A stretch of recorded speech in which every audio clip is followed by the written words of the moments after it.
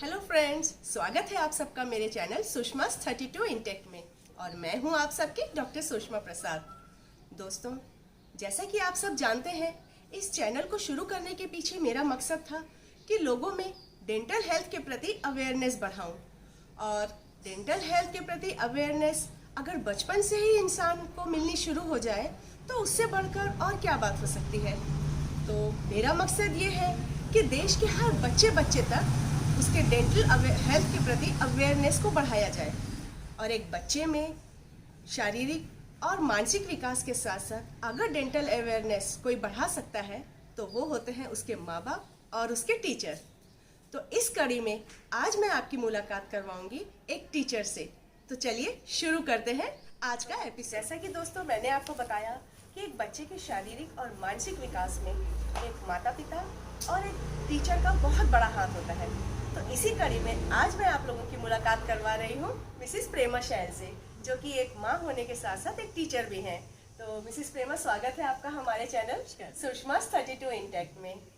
तो मिसिस प्रेमा, मैं आपसे ये पूछना चाहती हूँ कि एक मदर और एक टीचर होने के साथ साथ आप अपने बच्चों में डेंटल हेल्थ को लेकर किस प्रकार से अवेयरनेस बढ़ाती हैं और डेंटल हेल्थ के प्रति आप कितना जानती हैं? देखिए डॉक्टर साहब, जहाँ तक मेरा मानना है, बच्चों के लिए उसका रोल मॉडल उसके पेरेंट्स या टीचर ही होते हैं। तो बच्चा सबसे पहले तो अपने परिवार से ही सीखता है, क्योंकि बच्चे की प्राथमिक पाठशाला उसका परिवार है और बच्चा अपने परिवार में अपने पेरेंट्स को देख के सीखता है। तो मेरा मानना है कि माँ का ये कर्तव्य है कि बच्चों को उनके हाइजीन के प्रति और उनकी डेंटल के प्रति उनको अवेयर करवाएं और उनको बताएं कि कैसे ब्रशिंग की जाती है। ब्रशिंग करने के लिए मैं बच्चों को बताती हूँ कि 5 टाइम्स अप एंड नीचे एंड अंदर की साइड, इस साइड, तो 5 टाइम्स सब जगह करके रखिए दांतों को, ताकि आपके दांतों में जो भी फंसा है वो निकल जाए। और सोने से पहले, बेड पर जाने से पहले भी आप अपने दांतों को साफ करें। और हो सके तो बच्चों से ये मेरा बोलना होता है, स्कूल में भी और घर पे भी, कि जब भी आप मीठा कुछ खाएं तो उसके बाद आप रिंस जरूर करें। जी हाँ दोस्तों, देखा आपने, अगर हम बच्चे को शुरू से ही ये सिखा दें कि कुछ भी खाने के बाद वो कुल्ला कर लें या फिर रात को सोने के बाद, सोने से पहले भी ब्रश कर लें, तो उनके दांत काफ़ी हद तक बचे रह सकते हैं। तो मिसिस प्रेमा, बच्चों की डेंटल हेल्थ को अच्छा रखने के लिए आप क्या क्या कदम उठाती हैं? मतलब क्या आप स्टेप्स लेती हैं जिससे आपके बच्चों के दांत अच्छे रहें? देखिए, जहाँ तक सरकारी स्कूलों की बात है, वहाँ पे तो गवर्नमेंट की तरफ से हर साल डॉक्टर्स की टीम आती है स्पेशली बच्चों के लिए, जो 1 बाय 1 हर बच्चे के चेकअप करती है। इवन उनके दांतों की ही नहीं, उनके पूरे बॉडी का पूरा चेकअप होता है, फुल चेकअप होता है। अगर उनको डेंटल कोई प्रॉब्लम है तो उनको आगे रिकमेंडेड किया जाता है आगे जाने के डॉक्टर्स के पास। वहाँ पे भी सरकारी तौर पे बच्चों का इलाज होता है, वो भी मुफ्त किया जाता है। और जैसे कि प्रत्येक स्कूल में असेंबली के समय बच्चों को टीचर्स के द्वारा चेक किया जाता है, 1 बाय 1 उनके दांत देखे जाते हैं और उनको दांतों के साथ साथ उनकी जीभ को भी साफ करने के निर्देश दिए जाते हैं टीचरों की तरफ से। और बच्चों को बताया जाता है कि हर कोई इंसान सुंदर बनना चाहता है और खूबसूरती के लिए उसकी स्माइल से बढ़ के कोई कुछ भी चीज़ खूबसूरत नहीं है। और खूबसूरती को बनाने के लिए उसके दांतों का साफ सुथरा होना और लाइफ लॉन्ग रहना बहुत ज़रूरी है। तो ये तो प्रेमा जी ने हमें बहुत अच्छी बात बताई कि स्कूल्स में अगर बच्चों का समय पर डेंटल चेकअप होता रहे तो भी उनके दांतों में समस्याएं आने से बहुत, मतलब तब भी उनके दांतों में डेंटल प्रॉब्लम्स बहुत ही कम हो जाती हैं। तो मिसिस प्रेमा, मैं अपने व्यूअर्स की तरफ से आपसे ये सवाल पूछना चाहती हूँ, मतलब हमारे व्यूअर्स भी जानना चाहते हैं कि डेंटल प्रॉब्लम्स और उनके ट्रीटमेंट्स को लेकर आपके मन में भी कुछ सवाल होते होंगे जिनके जवाब आप किसी डेंटिस्ट या किसी डेंटल एक्सपर्ट से जानना चाहती हैं। तो आप ज़रा हमें इस बारे में कुछ बताइए। देखिए, समाज में सबका मानना होता है कि डेंटिस्ट के पास जाएंगे तो शायद हमारे दांतों में कुछ और प्रॉब्लम ज़्यादा हो जाएगी, कई लोगों को ऐसा लगता है। लेकिन मेरा मानना है कि जब अगर बच्चे में अगर कोई दिक्कत है तो आपको डॉक्टर के पास ज़रूर जाना चाहिए, क्योंकि वो एक प्रॉपर आप लोगों का ट्रीटमेंट देते हैं बच्चों को। क्योंकि मैंने अपनी छोटी बेटी का भी रूट कैनाल करवाया है और वो अभी 10 ईयर्स की है, तो मैंने पाया कि उसको अब कोई प्रॉब्लम नहीं है और कोई समस्या भी नहीं है दांतों की। और इसके साथ साथ आजकल मुझे आपसे एक सवाल भी पूछना था कि बच्चों के साथ और बड़ों के साथ बहुत छोटी उम्र में बच्चों को ठंडा और मीठा लगने लग गया है, तो इसके लिए कुछ आप सुझाव देना चाहेंगी?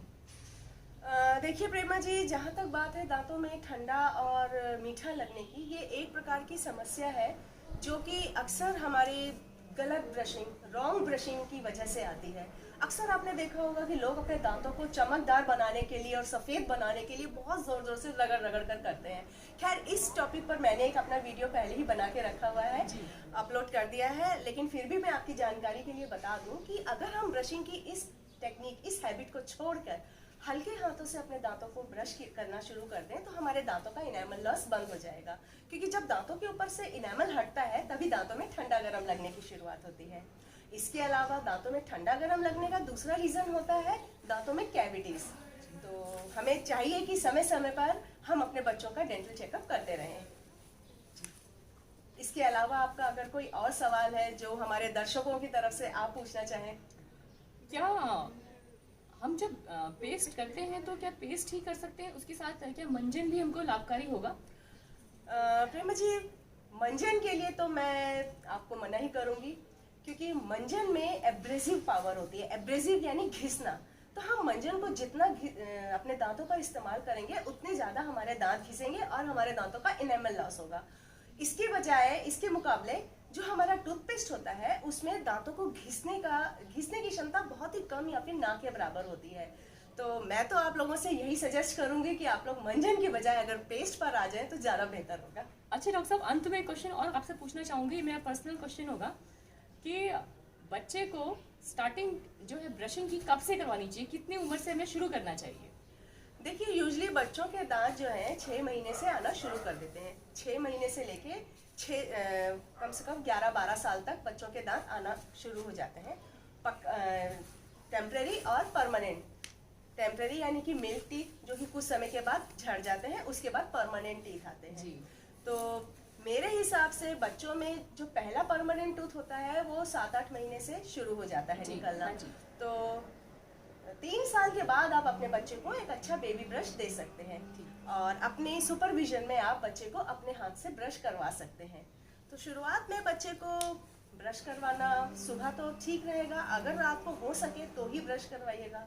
इसके अलावा मैं अपने व्यूअर्स और आपको ये जानकारी देना चाहती हूँ कि छोटे बच्चों में बॉटल फीडिंग जो लोग करते हैं, तो बॉटल फीडिंग के बाद वो एक मुलायम कपड़े को धोकर उससे अपने बच्चों के दांत साफ कर दें, ताकि क्योंकि अक्सर हमने देखा है कि माएँ दूध की बोतल में थोड़ी सी चीनी डाल देती हैं ताकि बच्चे उस दूध के स्वाद की वजह से दूध पी लें।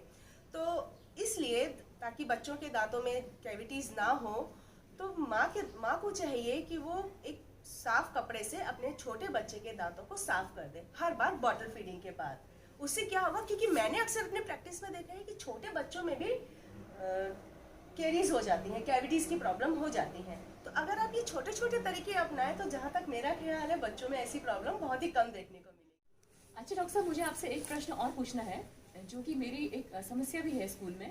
कई बार बच्चे स्कूल में कॉपीज चेक कराने आते हैं और उनके मुंह से बहुत गंदी स्मेल आती है। तो उसके लिए हम बच्चे को रोकते हैं, टोकते हैं कि आप ये करिए वो करिए, लेकिन उसके बावजूद भी आती है। तो इसके लिए क्या किया जा सकता है? हाँ प्रेमा जी, दांतों से बदबू आना या दांतों की स्मेल का सबसे बड़ा रीज़न होता है दांतों में गंदगी जमा होना। दांतों में गंदगी का मतलब ये नहीं कि दांत खराब होते हैं, वो दांतों की कैविटी होती है जिसमें दांत खोखले हो जाते हैं। दांतों में गंदगी होती है दांतों में पथरी या स्टोन टाइप से जमा होना, जिसे हम अपनी लैंग्वेज में डेंटल कैलकुलस कहते हैं। और अगर आप बच्चों का डेंटल एग्जामिन करें तो आप देखेंगे कि बच्चों के दांतों में खासकर कि पीछे की तरफ और सामने के दांतों में अंदर की तरफ कुछ स्टोन टाइप का कुछ दिखेगा, जिसे कि डेंटल कैलकुलस कहते हैं। इसकी वजह होती है उस जगह पर ब्रश का प्रॉपर तरीके से नहीं पहुंच पाना। तो ब्रशिंग के ऊपर भी मैंने एक वीडियो अपलोड किया हुआ है, तो उसे आप देख सकती हैं और उस वीडियो को अपने बच्चों को दिखा सकती हैं, जिससे वो सही तरीके से ब्रशिंग मेथड सीख जाएं।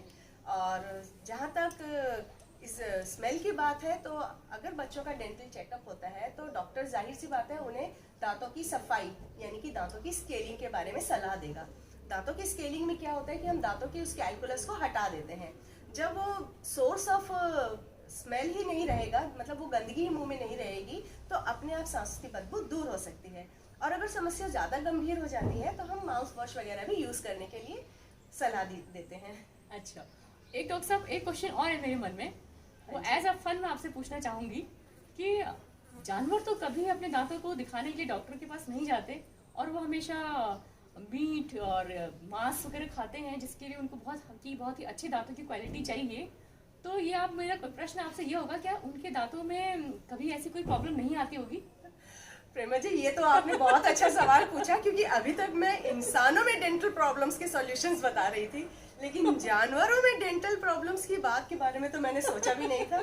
फिर भी आपकी जानकारी के लिए बता दूं कि हमारे दांतों में हमारे दांतों में तकलीफ की सबसे बड़ी वजह होती है हमारी डाइटरी हैबिट्स, क्योंकि हम लोग जंक फूड खाते हैं और जानवर जंक फूड नहीं खाते। उनका सारा खाना नेचुरल होता है, वो सारा नेचुरल फूड खाते हैं, इस वजह से उनके दांत एकदम सही सलामत रहते हैं। और उनका जो इनेमल लॉस होता है वो एजिंग के साथ होता है, मतलब जैसे जैसे जानवर बूढ़ा होता जाता है उसके दांतों का इनेमल कम होता जाता है और उसके दांत कमजोर होते जाते हैं। लेकिन चूंकि उसे जंक फूड खाने की आदत नहीं है तो उसके दांत साफ और शार्प रहते हैं। इसका मतलब आपके चैनल के माध्यम से बच्चों को ये इंडिकेशन दिया जा रहा है कि भाई जंक फूड से आप दूर रहें तो आपके दांत बिल्कुल स्वस्थ रहेंगे। जी हाँ, मेरी तो कोशिश यही है कि मैं इस चैनल के माध्यम से सब लोगों को ये बता सकूं कि हमें जंक फूड जितना हो सके उतना कम कर देना चाहिए। तो इन्हीं कुछ मीठे सवाल जवाब के साथ हम फिर से धन्यवाद देते हैं मिसेस प्रेमा शैल जी को, जिन्होंने आज हमारे लिए समय निकाला और हमसे काफी सारी बातें शेयर की। तो चलिए दोस्तों, मिलते हैं फिर मेरे एक अगले वीडियो के साथ। टिल देन, चाओ।